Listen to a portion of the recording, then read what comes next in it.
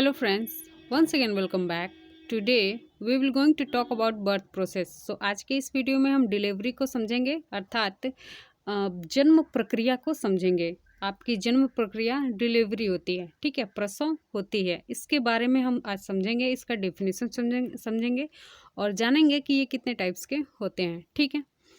ये आपके BA first semester का जो सेकंड पेपर है, होम साइंस का सेकंड पेपर है, उसका ये 6वां यूनिट है, prenatal development and birth process. तो हमने इसके फर्स्ट पार्ट में प्री नेटल डेवलपमेंट को डिस्कस कर लिया है, ठीक है। अब हम इसका सेकंड पार्ट है बर्थ प्रोसेस। तो अगर आपने इसका फर्स्ट पार्ट नहीं देखा है तो वीडियो के डिस्क्रिप्शन में आपको इसका लिंक मिल जाएगा, वहाँ से आप आसानी से उसको देख सकते हैं और नोट्स बना सकते हैं, ठीक है। यहाँ से भी आप आसानी से नोट्स बना सकते हो और अच्छे से रिवाइज कर सकते हो, ठीक है। तो चलिए शुरू करते हैं और जानते हैं कि डिलीवरी किसे कहते हैं, प्रसव किसे कहते हैं, इसका डेफिनेशन क्या होता है, ये कितने टाइप्स के होते हैं, ठीक है। किन किन विधियों से प्रसव कराया जाता है, ठीक है। तो चलिए वीडियो को लाइक शेयर करते रहिएगा और चैनल को सब्सक्राइब भी कर लीजिएगा अगर चैनल पे नए हैं तो सबसे पहले जान लेते हैं डिलीवरी किसे कहते हैं, अर्थात प्रसव किसे कहते हैं। तो शिशु जन्म बहुत ही जटिल प्रक्रिया है। यहाँ पे शब्दों के माध्यम से आप देख सकते हैं कि कह रहा है कि शिशु जन्म बहुत ही जटिल प्रक्रिया है। यह प्रक्रिया बहुत ही जटिल भौतिक तथा रासायनिक क्रियाओं का सम्मिश्रण है, ठीक है। ये कौन सी क्रियाओं का सम्मिश्रण है, तो भौतिक तथा रासायनिक क्रियाओं का सम्मिश्रण है। इस प्रक्रिया में मांसपेशीय संकुचन के फलस्वरूप प्रसव पीड़ा अर्थात लेबर पेन प्रारंभ होता है तथा शिशु जन्म की प्रक्रिया संपन्न होती है। जब गर्भावस्था का टाइम पीरियड कंप्लीट हो जाता है तो माता को मांसपेशीय संकुचन के फलस्वरूप अर्थात जब गर्भाशय का संकुचन होता है, सिकुड़ता है, तो प्रसव पीड़ा अर्थात लेबर पेन प्रारंभ होता है और जिससे शिशु जन्म की प्रक्रिया संपन्न होती है, ठीक है। तो जो शिशु जन्म की प्रक्रिया होती है उसी को प्रसव प्रक्रिया कहा जाता है, ठीक है। अर्थात शिशु जन्म की इसी प्रक्रिया को प्रसव प्रक्रिया कहा जाता है, बर्थ प्रोसेस कहा जाता है, ठीक है। सामान्य शब्दों में कह सकते हैं कि शिशु जिन प्रक्रियाओं से होकर जन्म लेता है उन्हीं को बर्थ प्रोसेस या प्रसव प्रक्रिया कहा जाता है, ठीक है। यहाँ पे आप देख सकते हैं। अब देख लेते हैं टाइप्स ऑफ डिलीवरी अर्थात प्रसव के प्रकार, ये कितने प्रकार के होते हैं। तो इसमें पहला है, देख लेते हैं, इसमें पहला है सामान्य व स्वाभाविक प्रसव, ठीक है, नॉर्मल एंड नेचुरल डिलीवरी, ठीक है। शिशु जन्म की यह प्राकृतिक तथा स्वाभाविक प्रक्रिया है जिसमें शिशु माता के योनि मार्ग से स्वभावतः बाहर आ जाता है, ठीक है। इसमें किसी ऑपरेशन का कोई सहारा नहीं लेना पड़ता। इसमें जो भी प्रसव प्रक्रिया होती है वो स्वभावतः होती है, प्राकृतिक होती है, प्राकृतिक रूप से होती है, ठीक है। आगे देखते हैं, नेक्स्ट है, यहाँ पे आप देख सकते हैं, यहाँ पे शिशु किसी भी ऐसे ऑपरेशन का सहारा नहीं लिया जा रहा है, वैक्यूम क्लीनर का सहारा नहीं लिया जा रहा है। यहाँ पे शिशु स्वभावतः प्राकृतिक रूप से जन्म ले रहा है, ठीक है। अगला है ब्रीच डिलीवरी। पहला था नेचुरल डिलीवरी, अब है ब्रीच डिलीवरी। तो ब्रीच डिलीवरी किसे कहते हैं, अर्थात उल्टा प्रसव। तो इसको जान लेते हैं। तो जब गर्भाशय में शिशु की स्थिति उल्टी होती है अर्थात पैर पहले निकलता है तथा सिर बाद में, तो ऐसे प्रसव को ब्रीच डिलीवरी कहा जाता है, ठीक है। ऐसे डिलीवरी को ब्रीच डिलीवरी कहा जाता है। यहाँ पे आप देख सकते हैं कि शिशु का पैर पहले निकलने की अवस्था में है, ठीक है, शिशु बिल्कुल उल्टा पड़ा हुआ है। शिशु का सिर अगर यहाँ पे होता और पैर यहाँ पे होता तो ये स्थिति सीधी होती। अब शिशु का जबकि सिर ही यहाँ पे है, पैर यहाँ पे है, तो ये इसकी पूरी की पूरी उल्टी स्थिति है, ठीक है। तो इस स्थिति में जो बच्चा पैदा होगा उसको उल्टा प्रसव या ब्रीच डिलीवरी कहेंगे। ठीक है, ब्रीच डिलीवरी के माध्यम से ऐसे बच्चे पैदा होते हैं। ठीक है, जो उल्टे होते हैं। अब अगला देख लेते हैं, सी सेक्शन अर्थात सीजेरियन डिलीवरी या ऑपरेशन द्वारा डिलीवरी। ठीक है, इसको सी सेक्शन भी कहते हैं, सीजेरियन भी कहते हैं और ऑपरेशन द्वारा प्रसव भी कहते हैं। ठीक है, जब शिशु सामान्य प्रसव व प्राकृतिक क्रिया द्वारा योनि मार्ग से बाहर आने में असमर्थ होता है तो माँ के उदर अर्थात एब्डोमेन में चीरा लगाकर शिशु को बाहर निकाला जाता है, तो उसे सी सेक्शन डिलीवरी कहा जाता है।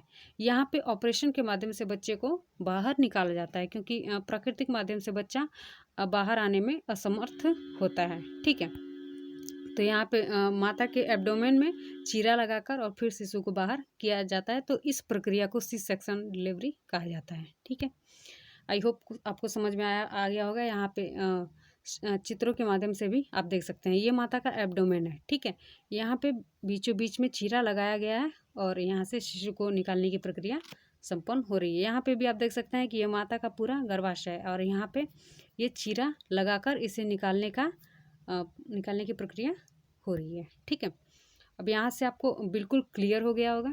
ठीक है, आगे देख लेते हैं, ऑपरेशन द्वारा प्रसव निम्न स्थितियों में होता है। ऑपरेशन द्वारा प्रसव क्यों होता है,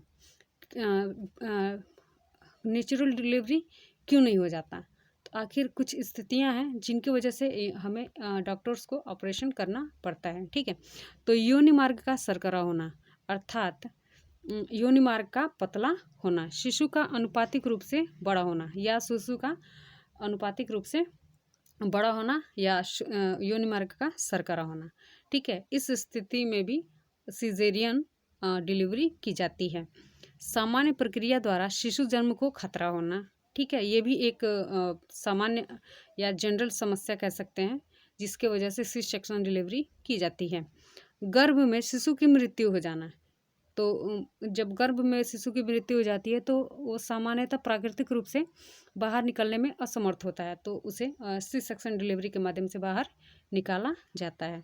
गर्भाशय की संकुचनों का कम होना, जब गर्भाशय में संकुचन नहीं होता है तो भी ये सी सेक्शन डिलीवरी की जाती है। ठीक है, आगे देख लेते हैं इसके हानि, ऑपरेशन से क्या क्या हानियाँ होती हैं। ठीक है, तो ऑपरेशन द्वारा प्रसव में अधिक धन व समय लगता है। यह प्रसव घर पर नहीं कराया जा सकता। ऑपरेशन के बाद गर्भाशय को सामान्य स्थिति में आने में समय लगता है। ठीक है, ऑपरेशन के बाद गर्भाशय को सामान्य स्थिति में आने में अधिक समय लगता है। अधिक देखभाल की आवश्यकता होती है, जैसा कि आप लोग सभी जानते हैं। ठीक है, अगला देख लेते हैं, प्रसूति केंद्र तथा घर में प्रसव कराने की तुलनात्मक लाभ व हानि, अर्थात घर में प्रसव कराने के क्या लाभ हानि होते हैं और अस्पताल में प्रसव कराने के क्या लाभ हानि होते हैं, दोनों में सबसे सर्वश्रेष्ठ कौन होता है, सबसे अच्छा घर पे माना जाता है या अस्पताल में, इसका तुलनात्मक अध्ययन करेंगे। ठीक है, तो अब देख लेते हैं, प्रसव काल से पहले ही यह निश्चित हो जाना चाहिए कि प्रसव अस्पताल में होगा या घर में। ठीक है, प्रसव काल से पहले ही यह निश्चित हो जाना चाहिए कि प्रसव कहाँ होगा, अस्पताल में होगा या घर में होगा। यदि घर में कराना है तो इसके लिए उचित उपकरण तथा विभिन्न प्रकार की सामग्री एवं किसी योग्य डॉक्टर का प्रबंधन करना चाहिए, यदि घर में करना है तो। ठीक है, घर में प्रसव, अब जान लेते हैं घर में प्रसव कैसे होता है या कराने से क्या लाभ होता है, क्या हानि होता है और कितना खर्च, क्या स्थितियाँ रहती हैं। तो घर में प्रसव कराने से निश्चय ही व्यय कम होता है, परंतु कभी कभी प्रसव की कठिनाई होने पर शिशु माता दोनों संकट में पड़ जाते हैं। अतः घर पर प्रसव कराना ही है तो योग्य एवं अनुभवी नर्सों की व्यवस्था करनी चाहिए। ठीक है, ये योग्य डॉक्टरों की और नर्सों की व्यवस्था में अस्पताल में नहीं करनी पड़ती है, ये इसकी व्यवस्था घर पे करनी पड़ती है। तो इस हिसाब से देखा जाए तो अस्पताल ही बेहतर होता है। ठीक है, अभी उसको भी हम लोग आगे देखेंगे। अब है प्रसूति कक्ष का चुनाव। अगर घर पे डिलीवरी होती है, घर पे प्रसव होता है, तो उसके लिए कक्ष भी चुनना पड़ता है। ठीक है, तो कैसे चुनेंगे, तो प्रसूति कक्ष का चुनाव कैसे करेंगे, तो प्रसूति कक्ष का चुनाव करते समय हमें कुछ बातों को ध्यान में रखना चाहिए। जैसे प्रसूति कक्ष प्रकाश युक्त तथा वायुमय होना चाहिए, अर्थात प्रसूति कक्ष ऐसा होना चाहिए जिसमें प्रकाश की किरणें बराबर आती रहें और जिसमें वायु भी आता जाता रहे। ठीक है। प्रसूता को शोरगुल रहित कक्ष देना चाहिए ताकि वह पूर्ण विश्राम कर सके। प्रसूता को ऐसा कक्ष देना चाहिए जिसमें हल्ला या शोरगुल ना हो। ठीक है। प्रसूता कक्ष रसोई घर से दूर रहना चाहिए। ठीक है। प्रसूता कक्ष किससे दूर रहना चाहिए? तो रसोई घर से दूर रहना चाहिए। नेक्स्ट है, प्रसूति कक्ष में जल निकास की उचित व्यवस्था होनी चाहिए ताकि कोई परेशानी ना हो। ठीक है। आगे देख लेते हैं प्रसूति कक्ष की व्यवस्था। अब हम अगर प्रसूति कक्ष का चुनाव हो गया है तो उसको कैसे व्यवस्थित करेंगे? तो कक्ष के चुनाव के उपरांत उसकी उचित व्यवस्था भी होनी चाहिए। तो कैसे करेंगे? तो कमरे की दीवारों को झाड़ देना चाहिए। कमरे की जो भी दीवारें हैं उसको चारों तरफ से झाड़ कर साफ वाफ कर देना चाहिए। दीवारों से मिट्टी को या जो भी झाले वगैरह पड़े हों तो उसको साफ कर देना चाहिए। यदि कमरे का फर्श कच्चा है तो उसे गोबर से लिपवा देना चाहिए। ठीक है। प्रसूति कक्ष में अनावश्यक सामान तथा फर्नीचर आदि को हटा देना चाहिए। प्रसूति कक्ष को भी विसंक्रमित कराकर, ठीक है, विसंक्रमित कह सकते हैं, संक्रमण यहाँ पे थोड़ा सा प्रसूति कक्ष को वी की जगह पे भी हो गया है, तो विसंक्रमित कराकर अर्थात ऐसे कुछ दवाइयों का छिड़काव कर देना चाहिए जिससे घर विसंक्रमित हो जाए, कीटाणु रहित हो जाए। ठीक है। अगला है बिजली की अनुपस्थिति में सरसों के तेल का दीपक जलाना चाहिए। ठीक है। अगला है अब है घर में प्रसव के बाद अस्पताल में प्रसव। ठीक है। तो अब देख लेते हैं अस्पताल में प्रसव के क्या लाभ हानि होते हैं। तो आधुनिक उन्नतशील युग में आजकल का जो भी टाइम पीरियड है, इस एरा में अधिकतर स्त्रियां अस्पतालों में प्रसव कराना अधिकतम लाभदायक समझते हैं। ठीक है। अधिकतम उत्तम कह सकते हैं, समझते हैं कोई भी, और है भी। ठीक है। आजकल कोई भी घर पे डिलीवरी कराना सही नहीं मानता। ठीक है। और घर पे कराना माता और शिशु के लिए, दोनों के लिए घातक होता है, क्योंकि घर पे उतनी सामग्री नहीं होती जितना अस्पताल में होता है। ठीक है। तो मेरे हिसाब से अस्पताल ही उचित रहता है। तो यहाँ पे देख लेते हैं कुछ शब्दों के माध्यम से अस्पताल में प्रसव कराने के लाभ। समस्त प्रकार की जो भी सेवाएं होती हैं वो तुरंत क्या होती हैं, उपलब्ध हो जाती हैं। जो भी उससे संबंधित जो भी सेवाएं होती हैं वो तुरंत उपलब्ध हो जाती हैं। घर पे ऐसा नहीं होता है। घर पे सेवाओं को इकट्ठा किया जाता है या घर पे हो ही नहीं पाता। जितनी सेवाएं चाहिए उतनी सेवाएं उपलब्ध नहीं हो पाती। इसी की वजह से गांव की स्थितियां ऐसी बनी हुई है कि अधिकतर माता और जो भी बालक होता है, जो भी शिशु होता है, उसके जान को खतरा, उस पर खतरा बना रहता है। पहले के लोग जब अस्पतालों की व्यवस्था उतनी नहीं थी तो गांव में ये घर पे ही प्रसव कराया जाता था, या कहीं मतलब अदर जगह जहाँ इसकी व्यवस्था नहीं थी अस्पतालों की, वहाँ पे घर पे प्रसव ही कराया जाता था, जिससे बहुत कम बच्चे सरवाइव करते थे। ठीक है। आजकल तो हर चीज़ की व्यवस्था हो गई है। तो यहाँ पे देखेंगे कुछ शब्दों के माध्यम से कि समस्त प्रकार की जो भी उससे संबंधित सेवाएं होती हैं वो क्या होती हैं, अस्पताल में तुरंत उपलब्ध हो जाती है। अस्पताल में नवजात शिशु की देखभाल वैज्ञानिक विधि से होता है। ठीक है। अस्पताल में जो भी देखभाल होता है वो वैज्ञानिक विधि से होता है, व्यवस्थित होता है। अस्पतालों में सभी संबंधित सामग्री उपलब्ध होता है। प्रसूता की परिचर्या के लिए दौड़ धूप नहीं करनी पड़ती। जो भी व्यवस्था होता है वो तुरंत का तुरंत वहीं पे अवेलेबल हो जाता है। कठिन, यहाँ पे थोड़ा सा टाइपिंग मिस्टेक है। ये कठिन प्रश्नों के लिए, ये कठिन समयों के लिए सामग्री को उपलब्ध, जैसे ये जो भी अगर कोई कठिनाई उत्पन्न हो जाती है तो उसका यहाँ पे तुरंत समाधान होता है। यहाँ पे थोड़ा सा टाइपिंग मिस्टेक है, इसको आप लोग देख लीजिएगा, सही कर लीजिएगा। अगला अब है अस्पताल में प्रसव से हानि। अस्पताल में प्रसव से विशेष कोई हानि नहीं होती है मेरे हिसाब से। यहाँ पे थोड़ा सा देख लेते हैं।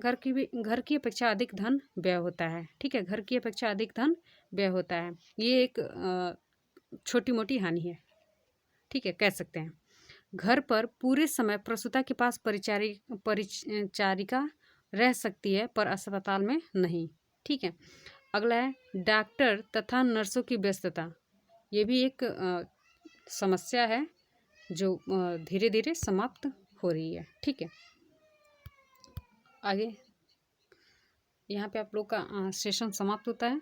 तो वीडियो को लाइक शेयर करते रहिएगा और चैनल को सब्सक्राइब भी कर लीजिएगा। Thank you very much.